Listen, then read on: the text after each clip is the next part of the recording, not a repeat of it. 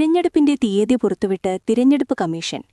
April 9-നാണ് കേരളത്തിലെ വോട്ടെടുപ്പ്. May 4-നാണ് വോട്ടെണ്ണൽ. മറ്റ് 4 സംസ്ഥാനങ്ങളിലെയും പുതുച്ചേരിയിലെയും ഷെഡ്യൂളും പുറത്തുവിട്ടു. നിയമസഭാ തിരഞ്ഞെടുപ്പിന്റെ തീയതി പുറത്തുവിട്ട് കേന്ദ്ര തിരഞ്ഞെടുപ്പ് കമ്മീഷൻ. ഏപ്രിൽ 9-നാണ് വോട്ടെടുപ്പ്. മെയ് 4-നാണ് വോട്ടെണ്ണൽ. കേരളത്തിനൊപ്പമാണ് അസമിലെയും പുതുച്ചേരിയിലെയും വോട്ടെടുപ്പ്. തമിഴ്നാട്ടിലെ വോട്ടെടുപ്പ് ഏപ്രിൽ 23-നാണ്. പശ്ചിമബംഗാളിൽ തിരഞ്ഞെടുപ്പ് 2 ഘട്ടമായി നടക്കും. ഏപ്രിൽ 23-നാണ് ബംഗാളിലെ 1ാം-ഘട്ട തിരഞ്ഞെടുപ്പ്. 2ാം ഘട്ടം ഏപ്രിൽ 29-ന് നടക്കും.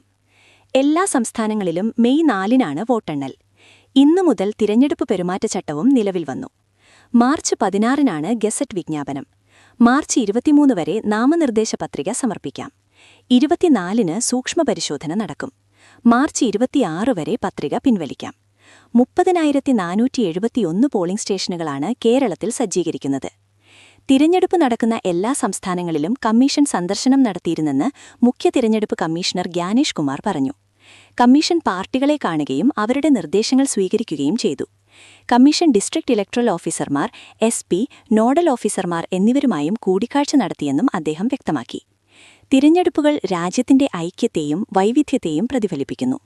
5 സംസ്ഥാനങ്ങളിലും കൂടി ഏകദേശം 17.4 കോടി വോട്ടർമാർ ഈ തിരഞ്ഞെടുപ്പിൽ വോട്ട് ചെയ്യുമെന്ന് അദ്ദേഹം വ്യക്തമാക്കി. ജീവിതത്തിലെ ഏറ്റവും പ്രധാനപ്പെട്ട ഉത്തരവാദിത്തങ്ങളിലൊന്നായ വോട്ടവകാശത്തിലേക്ക് നിങ്ങൾ ചുവടുവയ്ക്കാൻ പോകുകയാണെന്ന് ആദ്യമായി വോട്ട് ചെയ്യാൻ പോകുന്നവരോട് അദ്ദേഹം ഓർമ്മിപ്പിച്ചു. സമാധാനപരവുമായ തിരഞ്ഞെടുപ്പ് ഉറപ്പാക്കാൻ കമ്മീഷൻ പ്രതിജ്ഞാബദ്ധരാണെന്നും ഗ്യാനേഷ് കുമാർ വ്യക്തമാക്കി. തിരഞ്ഞെടുപ്പ് ചൂടിൽ കടന്നു കേരളം. ഏപ്രിൽ 9-ന് ഒറ്റഘട്ടമായി സംസ്ഥാനത്തെ നിയമസഭാ തിരഞ്ഞെടുപ്പ് നടക്കുമെന്ന് മുഖ്യ തിരഞ്ഞെടുപ്പ് കമ്മീഷണർ ഗ്യാനേഷ് കുമാർ അറിയിച്ചു. മെയ് 4-നാണ് വോട്ടെണ്ണൽ. തിരഞ്ഞെടുപ്പ് തീയതി പ്രഖ്യാപിച്ചതിനു പിന്നാലെ CPM-ഉം CPI-യും സ്ഥാനാർത്ഥികളുടെ പട്ടിക പുറത്തുവിട്ടു. UDF, NDA സ്ഥാനാർത്ഥികളുടെ പട്ടിക 2 ദിവസത്തിനുള്ളിൽ പ്രഖ്യാപിക്കുമെന്നാണ് വിവരം. ടീം UDF പട്ടിക ഉടൻ പുറത്തുവിടുമെന്ന് പ്രതിപക്ഷ നേതാവ് VD സതീശൻ പറഞ്ഞു. ആദ്യ പട്ടിക 4 പ്രഖ്യാപിച്ചേക്കും. കേരളത്തിലെ ജനങ്ങൾ ഒരു പുതുയുഗ പിറവിക്ക് തുടക്കമിട്ടും 100-ലധികം സീറ്റുകളുമായി UDF അധികാരത്തിൽ തിരിച്ചെത്തും. പൂർണ്ണമായ പ്രതീക്ഷയോടെ, ആത്മവിശ്വാസത്തോടെയാണ് ഞങ്ങൾ തിരഞ്ഞെടുപ്പിനെ നേരിടുന്നത് എന്ന് VD സതീശൻ പറഞ്ഞു.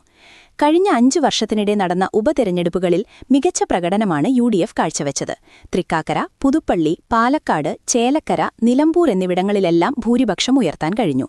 പാർലമെന്റിൽ 2019-നേക്കാൾ ഭൂരിപക്ഷം നേടി.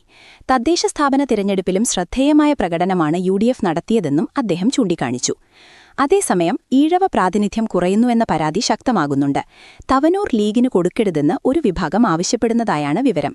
എന്നാൽ ഗ്രൂപ്പിന്റെ പേരിൽ പാർട്ടിക്കുള്ളിൽ തർക്കങ്ങളില്ലെന്നാണ് പ്രതിപക്ഷ നേതാവ് പറയുന്നത്. ഗ്രൂപ്പിന്റെ പേരിൽ സീറ്റ് വീതം വയ്ക്കുന്ന കാലം അസ്തമിച്ചു. എല്ലാ നേതാക്കന്മാരും കൂടിയാലോചന നടത്തി ഓരോ സീറ്റിലെയും വിജയസാധ്യതയനുസരിച്ചാണ് സ്ഥാനാർത്ഥികളെ പ്രഖ്യാപിക്കുന്നതെന്നും VD സതീശൻ കൂട്ടിച്ചേർത്തു. തിരുവനന്തപുരം. തെരഞ്ഞെടുപ്പ് അംഗത്തിന് കേരള അസംബ്ലി ഇലക്ഷൻ 2026 ചുവടുവെക്കുമ്പോൾ സംസ്ഥാനത്തെ എല്ലാ മണ്ഡലങ്ങളിലെയും സ്ഥാനാർത്ഥികളെ പ്രഖ്യാപിച്ച് CPM കാൻഡിഡേറ്റ്സ് ലിസ്റ്റ്. 56 സീറ്റുകളിൽ സിറ്റിംഗ് MLA-മാർ തന്നെ മത്സരിക്കും. 86 സീറ്റിലാണ് ഇക്കുറി CPM അംഗത്തിനിറങ്ങുന്നത്. മുഖ്യമന്ത്രി പിണറായി വിജയൻ ധർമ്മടത്ത് മത്സരിക്കും. കൊടുവള്ളി, കോട്ടക്കൽ, കൊണ്ടോട്ടി, തിരൂർ, പാലക്കാട് മണ്ഡലങ്ങളിലെ സ്വതന്ത്ര സ്ഥാനാർത്ഥികളെ പിന്നീട് പ്രഖ്യാപിക്കുമെന്നാണ് CPM സംസ്ഥാന ജനറൽ സെക്രട്ടറി MV ഗോവിന്ദൻ അറിയിച്ചത്. ഏപ്രിൽ 9-നാണ് കേരളത്തിൽ വോട്ടെടുപ്പ് നടക്കുന്നത്. മെയ് 4-ന് തന്നെ ഫലം പ്രഖ്യാപിക്കും. വളരെ കുറഞ്ഞ ദിവസം മാത്രമാണ് ഇനി രാഷ്ട്രീയ പാർട്ടികൾക്ക് മുന്നിലുള്ളത്. വരുന്ന 25-ാം നാൾ കേരളം പോളിംഗ് ബൂത്തിലേക്ക് നീങ്ങും. തെരഞ്ഞെടുപ്പ് കമ്മീഷന്റെ പ്രഖ്യാപനത്തിന് പിന്നാലെ CPI-യാണ് ആദ്യമായി സ്ഥാനാർത്ഥി പട്ടിക പുറത്തിറക്കിയിരിക്കുന്നത്. പിന്നാലെ CPM-ഉം പ്രഖ്യാപിക്കുകയായിരുന്നു. Manjeshwaram.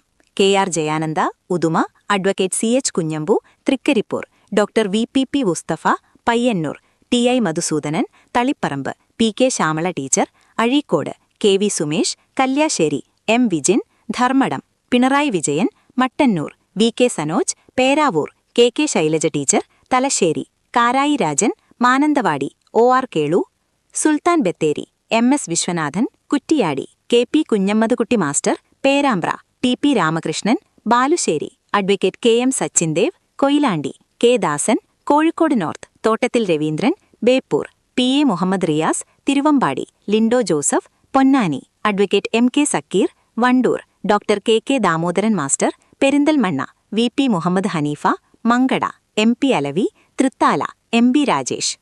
Tharoor, P Sumod, Alathur T M. Sasi, Nenmara K. Preman, Shoranur P. Mammikutty, Ottapalam advocate K. Premkumar, Kongad advocate K. Santhakumari, Malampuzha A. Prabhakaran, Kunnamkulam A C. Moideen, Chelakkara U R. Pradeep, Manalur professor C. Raveendranath, Guruvayur N K. Akbar, Puthukkad K. Ramachandran, Irinjalakuda doctor R. Bindu, Wadakkanchery Xavier Chittilappilly, Angamaly Saju Paul, Aluva advocate A M. Arif, Kunnathunad P V. Sreenijin, Vypin advocate M B. Shiny, Kalamassery P. Rajeev, Thrikkakara advocate Pushpadas, Kochi K J. Maxi, Tripunithura K N. Unnikrishnan, Kothamangalam Antony John, Udumbanchola K. Jayachandra, Devikulam advocate A. Raja, Ettumanoor V N. Vasavan, Kottayam advocate K. Anilkumar, Puthuppally K M. Radhakrishnan, Aroor Daleema, Alappuzha P. Chitharanjan, Ambalappuzha H. Salam, Kayamkulam advocate U. പ്രതിഭ,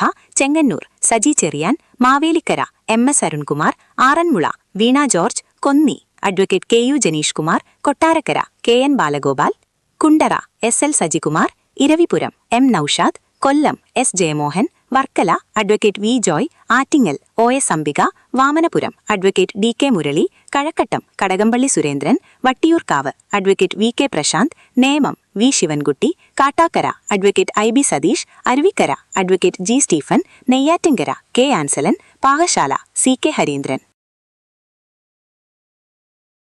നിലമ്പൂർ മണ്ഡലത്തിൽ സ്വാതന്ത്ര്യ സ്ഥാനാർത്ഥിയെ പ്രഖ്യാപിച്ച് CPM.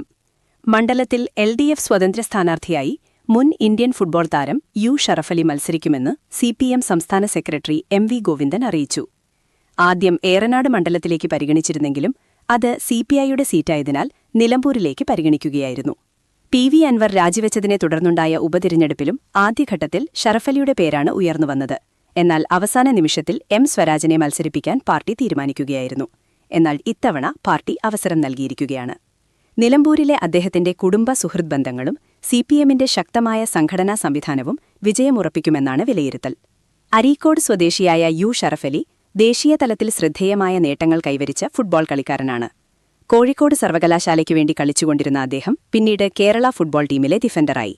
1985 മുതൽ 1995 വരെ കേരളത്തിനായി സന്തോഷ് ട്രോഫിയിൽ കളിച്ചു. 1992ലും 1993ലും Keralam Santhosh trophy കിരീടം ചൂടിയപ്പോൾ നിർണായക പങ്കുവഹിച്ചു. കൂടാതെ കേരള പോലീസിന്റെയും കേരള ടീമിന്റെയും പ്രധാന താരമായിരുന്നു. കേരള പോലീസ് ടീമിന്റെ മാനേജർ, മുഖ്യപരിശീലകൻ എന്നീ നിലകളിലും പ്രവർത്തിച്ചു. 1993ൽ നടന്ന സൂപ്പർ സോക്കർ സീരീസിൽ ഇന്ത്യൻ ദേശീയ ടീമിനെ നയിച്ചു. 1994ൽ കൊറിയയിലും ഹോങ്കോങ്ങിലുമായി നടന്ന ഫിഫ ലോകകപ്പ് യോഗ്യതാ റൗണ്ടിൽ ബെയ്റൂത്തിനെതിരെ ഇന്ത്യയ്ക്കായി അദ്ദേഹം കളിച്ചിട്ടുണ്ട്. 2023ൽ കേരള സംസ്ഥാന സ്പോർട്സ് കൗൺസിൽ പ്രസിഡന്റായി. മലബാർ സ്പെഷ്യൽ പോലീസിൽ 12 വർഷം അസിസ്റ്റന്റ് കമാൻഡന്റായും 4 വർഷം കമാൻഡന്റായും സേവനമനുഷ്ഠിച്ചിട്ടുണ്ട്. യു. ഷറഫലി പിന്നീട് 4 വർഷം കമാൻഡന്റുമായിരുന്നു. സ്പോർട്സ് കൗൺസിൽ പ്രസിഡന്റ് സ്ഥാനം രാജിവെച്ചിട്ടാണ് അദ്ദേഹം 2026ലെ തിരഞ്ഞെടുപ്പ് പോരാട്ടത്തിനായി ഒരുങ്ങുന്നത്. അമ്പലപ്പുഴയിൽ ജി. സുധാകരന് പിന്തുണ പ്രഖ്യാപിക്കാൻ കോൺഗ്രസ്. മണ്ഡലത്തിൽ പാർട്ടി സ്ഥാനാർത്ഥിയെ നിർത്തില്ല. ജി. സുധാകരനെ പിന്തുണയ്ക്കുന്ന കാര്യം ഡൽഹിയിൽ ചേരുന്ന യോഗത്തിൽ പാർട്ടി അറിയിക്കും. സി.പി.എമ്മിനോട് പിണങ്ങി സ്വതന്ത്രനായി മത്സരിക്കാനുള്ള തയ്യാറെടുപ്പിലായിരുന്നു ജി. സുധാകരൻ. എന്നാൽ പിന്നീട് കോൺഗ്രസ് നേതാക്കളും സുധാകരനും തമ്മിൽ ചർച്ച നടത്തുകയും പിന്തുണ സ്വീകരിക്കാമെന്ന നിലപാടിൽ എത്തിച്ചേരുകയുമായിരുന്നു. 7 തവണ അരിവാൾ ചുറ്റിക നക്ഷത്രത്തിൽ നിയമസഭയിലേക്ക് മത്സരിച്ചയാളാണ് ജി. സുധാകരൻ. ഇതിൽ 4 തവണ വിജയിച്ചു, 2 തവണ മന്ത്രിയാവുകയും ചെയ്തു. സി.പി.എം. സംസ്ഥാന കമ്മിറ്റിയിലും സംസ്ഥാന സെക്രട്ടേറിയറ്റിലും പ്രവർത്തിച്ച ജി. സുധാകരന്റെ കൂടുമാറ്റം സി.പി.എമ്മിൽ വോട്ട് ചോർച്ചയ്ക്ക് കാരണമായേക്കാം. യു.ഡി.എഫ്. പിന്തുണയോടെ ജി. സുധാകരൻ മത്സരിക്കുകയാണെങ്കിൽ തുടർഭരണം ആഗ്രഹിക്കുന്ന സി.പി.എമ്മിന് വലിയ തിരിച്ചടിയാവും. എന്നാൽ ജി. സുധാകരൻ അമ്പലപ്പുഴയിൽ മത്സരിക്കുന്നത് വലിയ തിരിച്ചടിയുണ്ടാകില്ല എന്നാണ് അദ്ദേഹത്തോട് ചേർന്ന് നിൽക്കുന്നവർ ഉൾപ്പെടെ പറയുന്നത്. സുധാകരൻ പാർട്ടിയെ എങ്ങനെ ചതിച്ചു എന്ന രീതിയിൽ സി.പി.എം. ക്യാമ്പയിനുകളും ആരംഭിച്ചിട്ടുണ്ട്. 1967 മുതൽ നടന്ന തിരഞ്ഞെടുപ്പുകളിൽ 2 തവണയാണ് മണ്ഡലത്തിൽ കോൺഗ്രസ് എം.എൽ.എ. ഉണ്ടായിട്ടുള്ളത്. ബാക്കി എല്ലാ വർഷവും ഇടതിനൊപ്പം നിന്ന ചരിത്രമാണ് അമ്പലപ്പുഴക്കാർക്ക്. 2006 ശേഷം കോൺഗ്രസിനോട് ഒരു ചായ്വ് മണ്ഡല കാണിച്ചിട്ടുമില്ല. 2006ലും 2011ലും 2016ലുമാണ് ജി. സുധാകരൻ അമ്പലപ്പുഴയിൽ നിന്ന് നിയമസഭയിലേക്ക് എത്തിയത്. വൻ ഭൂരിപക്ഷത്തിൽ തന്നെയായിരുന്നു 3 തവണയും ജി. സുധാകരന്റെ വിജയം. എന്നാൽ 2021ൽ സുധാകരനെ മാറ്റി എച്ച് സലാമിനെ പരീക്ഷിച്ചത്. ഭൂരിപക്ഷം 22,201 നിന്നും 11,126 താഴ്ത്തി. സലാമിനെ മണ്ഡലത്തിൽ മത്സരിപ്പിച്ചതിൽ സുധാകരന് അതൃപ്തിയുണ്ടായിരുന്നു. എന്നാൽ സുധാകരന്റെ കാലുവാരൽ കാരണമാണ് ഇത് സംഭവിച്ചതെന്ന അഭ്യൂഹങ്ങളും ഉയർന്നിരുന്നു.